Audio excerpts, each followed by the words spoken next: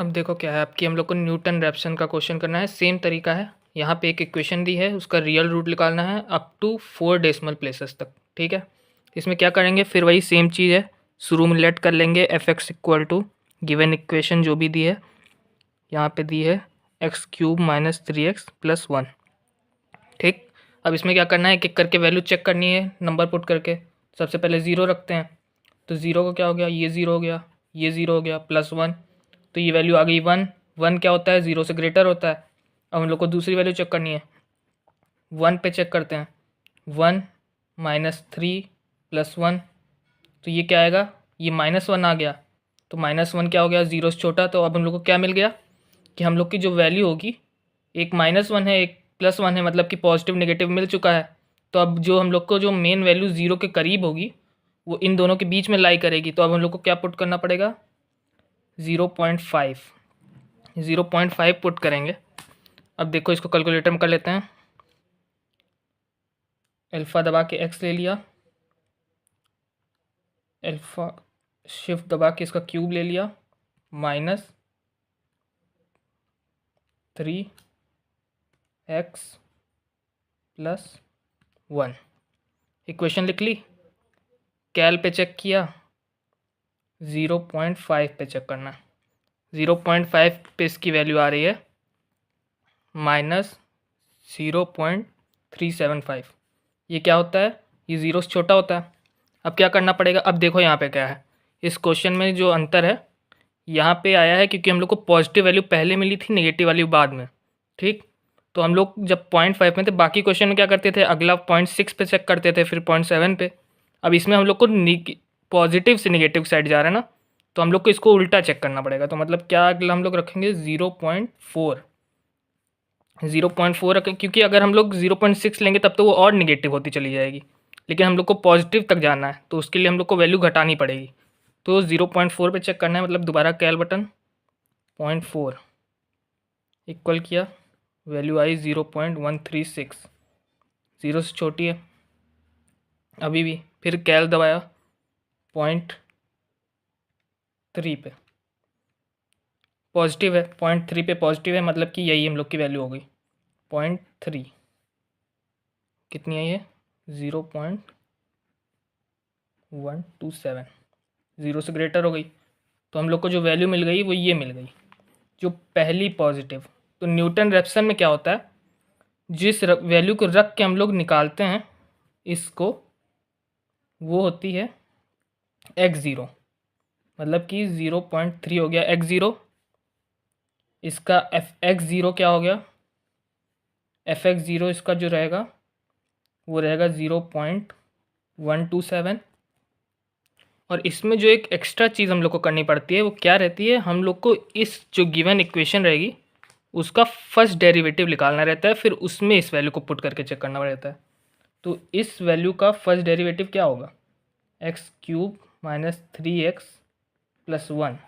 अब इसका first derivative क्या होगा, 3 आगे आ जाएगा, एक्स स्क्वायर माइनस 3, ये इसका फर्स्ट डेरिवेटिव निकलेगा। ठीक है, ये तो हट जाएगा क्योंकि ये कांस्टेंट है, तो ये वैल्यू आई। अब इसमें हम लोग को क्या करना है, अब इसमें हम लोग को 0.3 रख के चेक करना है। इसको कैंसिल किया, शिफ्ट रुको, सबसे पहले 3 है, फिर अल्फ़ा दबा के एक्स स्क्वायर माइनस 3, ये इक्वेशन है। अब इस पर चेक करनी है कैल 0.3 के लिए, वैल्यू आएगी, वैल्यू कितनी आई है, -2.73। ये किस चीज़ की वैल्यू आई है, हम लोग की f-x0 की वैल्यू। इतनी वैल्यूज़ आ गई। अब हम लोग का जो मेन फॉर्मूला होता है न्यूटन रैप्सन का, न्यूटन रैप्सन फॉर्मूला, वो होता है x1 equal to x0 minus f(x0) divided by f'(x0), ये इसका मेन फॉर्मूला होता है। ठीक है, अब हम लोग क्या करते हैं, कैलकुलेटर के लिए क्या करते थे, जिस तरह सबसे पहले इस वाले को a लेट कर लेते हैं कैलकुलेटर के लिए, इस वाले को सी लेट कर लेते हैं और ये जो निकला है इसको डी लेट कर लेते हैं। तो इसके हिसाब से हम लोग की कैलकुलेटर में इक्वेशन क्या बनेगी, x equal to A minus C divided by D.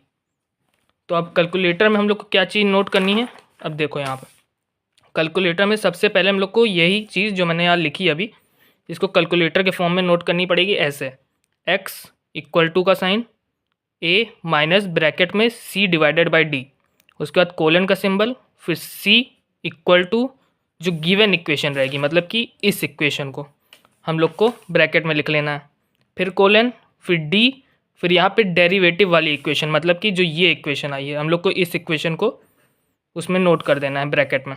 उसके बाद क्या करना पड़ेगा, एक सेकंड फोकस चला गया, हाँ, फिर उसको जब नोट कर देंगे उसके बाद कैल बटन दबानी पड़ेगी और उसके बाद एक एक करके वैल्यू चेक करनी है। तो अब क्या करते हैं, इसको कैलकुलेटर में लिख लेते हैं। सबसे पहले क्या है, अल्फ़ा एक्स इक्वल टू का साइन ए माइनस ब्रैकेट में सी डिवाइड बाई डी ब्रैकेट बंद, फिर colon C equal to bracket में गिवन इक्वेशन ये वाली x cube minus 3x plus 1 bracket बंद, फिर कोलन, उसके बाद d equal to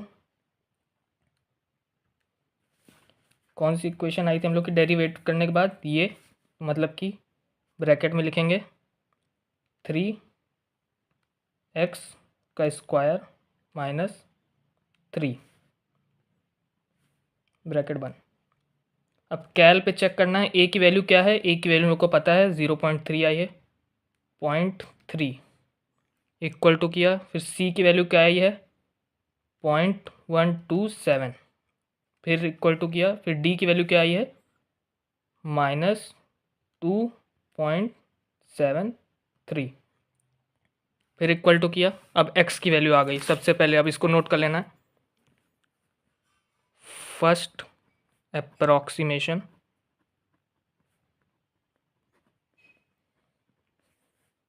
x1 equal to x0 plus F X zero divided by F dash x0, value रख लेता हूँ यहाँ पे 0.3,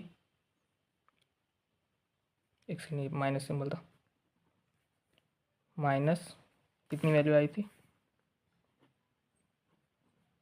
27 डिवाइडेड बाई माइनस 0.273, इसकी जो वैल्यू आई है रखने के बाद सारी क्या आई है 0.34652, इतनी वैल्यू तक ले लेते हैं, 4 तक बोला, चलो एक और ले लेते हैं। अब क्या करना है, फिर से इक्वल टू दबाना है।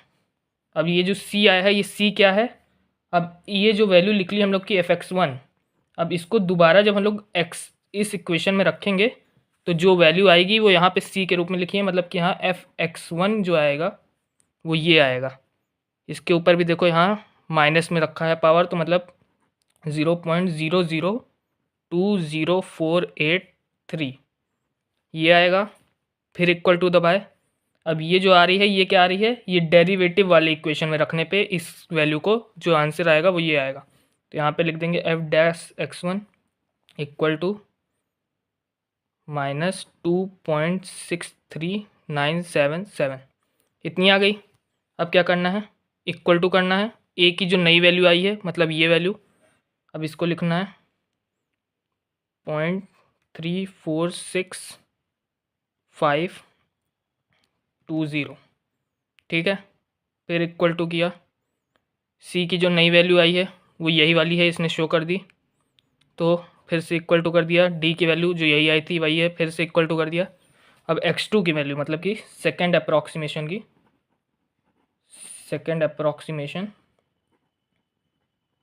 इसमें क्या रहेगा, x2 इक्वल टू क्या रखेंगे x1 माइनस f(x1) अपॉन में f'(x1). ये सारी वैल्यूज़ यहाँ से इसमें पुट कर लेंगे इक्वेशन में सीधा। मैं यहाँ पे लिख दे रहा हूँ, अभी अगले वाले में से नहीं लिखूँगा, अभी लिख दे रहा हूँ 0.00248 डिवाइडेड बाई -2.63977। इतनी हो गई। इसकी वैल्यू क्या आई है इसको सॉल्व करने के बाद? ये आई है 0.347295। ठीक, अब इसमें और इसमें कुछ मैच हो रहा है? अभी तो नहीं हो रहा है, एक बार और करके देख लेते हैं। इक्वल टू किया, ये जो नई वैल्यू आई है ये आई है f(x2) की, कितनी आई है? पावर 6 है ना, रुक जाओ, पावर 6 है तो मतलब यहाँ पे 0.5 बार 0, 1 2 3 4 5, 1012। और f'(x2) क्या आएगा? फिर से इक्वल टू दबाएंगे तो ये आया है f'(x2). ठीक, आगे बढ़े थर्ड अप्रॉक्सीमेशन के लिए। थर्ड अप्रॉक्स का क्या रहेगा? f(x3) equal x2 minus f(x2) divided by f'(x2). इसमें क्या करना है? इक्वल टू की ए की नई वैल्यू क्या आई थी? ए की नई वैल्यू आई थी ये, इसको हम लोग को नोट करना पड़ेगा 0.347295, इतनी आई है। अब इक्वल टू किया, सेम वैल्यू ये वाली शो कर रहा है यहाँ पे, इसमें शो कर रहा है। फिर से इक्वल टू किया, इसमें शो कर रहा है ये वाली वैल्यू।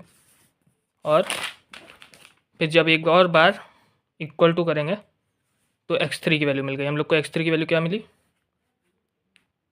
x3 की वैल्यू यहाँ पे आ रही है 0.347295। ठीक, तो पिछली वैल्यू से देखें ये मैच कर रही है 4 वैल्यू तक। हाँ, क्योंकि ये देखो यहाँ पे डेसिमल के बाद 4 वैल्यू तक ये वैल्यू आई है, और यहाँ पे भी डेसिमल के बाद 4 वैल्यू तक ये वैल्यू आई है। अब इसके आगे हम लोग उसको लिख लेते हैं। f(x3) कितना आ रहा है? f(x3) हम लोग का आ रहा है 0.0000256 equal to f'(x3) minus 2638157। Answer यहाँ ख़त्म हो गया क्योंकि 4 वैल्यू तक हम लोग की 2 में मैच कर गई। तो अब सीधा हम लोग यहाँ पे लिख देंगे so that real root of equation is x equal to 0.3472। यहीं पे आंसर ख़त्म हो गया। कैलकुलेटर क्या करेंगे? क्लियर किया, शिफ्ट मोड 3 और 2 बार इक्वल टू, रीसेट कर लिया नया क्वेश्चन करने के लिए, स्टार्ट। अच्छा, वैसे एक चीज़ बता दूं कि तुम लोग को करना क्या है। जैसे कि मैंने ये सारी वैल्यूज़ मैंने डायरेक्ट कैलकुलेटर से रख के यहाँ पुट कर दी। अब तुम लोग ये चीज़ ना कर देना पेपर में। पेपर में तुम लोग को क्या करना पड़ेगा? तुम लोग को पेपर में ये इक्वेशन सबसे पहले यहाँ लिख के दिखानी पड़ेगी। फिर x की जगह पे तुम क्या रख रहे हो ये चीज़ लिख के वहाँ पे दिखा देना कि x की जगह पे मैं ये रख रहा हूँ, फिर इसका स्क्वायर वो क्यूब कर रहा हूँ, फिर 3x की जगह पे फिर कौन सी वैल्यू रख रहा हूँ, इस तरह यहाँ करके दिखा देना। सेम चीज़ इसमें जो वैल्यू यहाँ पे रख रहे हो, मतलब कि इस वैल्यू को इस वाली इक्वेशन में रख रहे हो, तो उसके लिए यहाँ पे x की जगह पे दिखा देना कि मैं ये रख रहा हूँ, उसके बाद ये माइनस कर रहा हूँ, तब जाके ये वैल्यू लास्ट में लिखना।